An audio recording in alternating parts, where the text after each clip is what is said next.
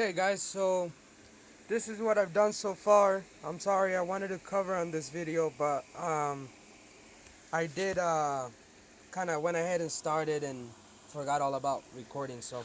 Um, so what I did here was I took Taurus pt111 G2, so it's a 9mm, and I went ahead and wanted to do some porting and some lightning on the barrel. So I went ahead and did that. So I wanted to show you guys kind of what I've done so far. So I went ahead and started with the side of the barrel. So what I did was I drilled um, holes perpendicular to each other. So I did 1, 2, 3, 5, I believe I did 4 holes, and then I did the same on the other side. And on the middle hole, I actually went all the way through to the other side so I could line myself up.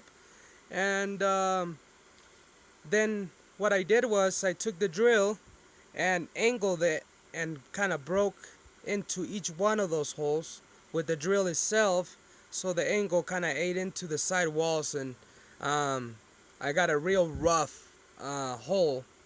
Then what I did was go in with the file, and I just started filing, and I'll show you guys what kind of file I used there. uh, I wanted to go back in there and show you guys though, so you can see that it can be done. I have shot this weapon already after I did this, and it actually shoots amazing. It does make the return a lot quicker. Your follow-up shots are a lot more accurate, I believe.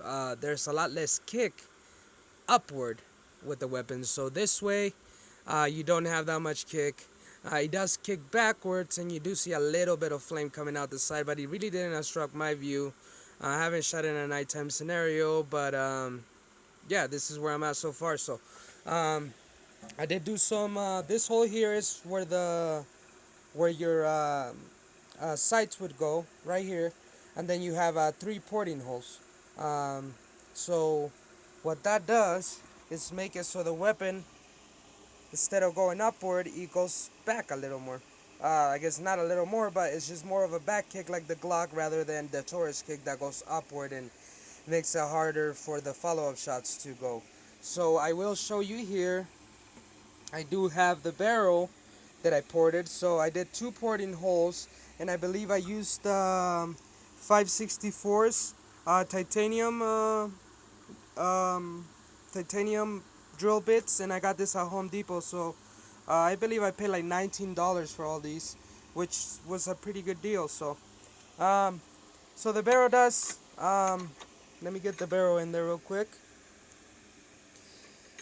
Get the barrel in there. So as you can see, the holes line up in there. So I can push it back a little more, but I got the towel there. So they line up there, so the gases escape out of there rather than all coming out the muzzle, and he makes it so he doesn't kick back as hard. So once you drill the, once you did all this, you can do it in any I guess any order that you'd like. But what I did is first I did the side ports, and then I went and shot it to make sure that it actually worked, because if not, I was just gonna scrap the whole deal, then buy me a new slide. But it is an affordable weapon, so you know, I wasn't too afraid to play with this one. So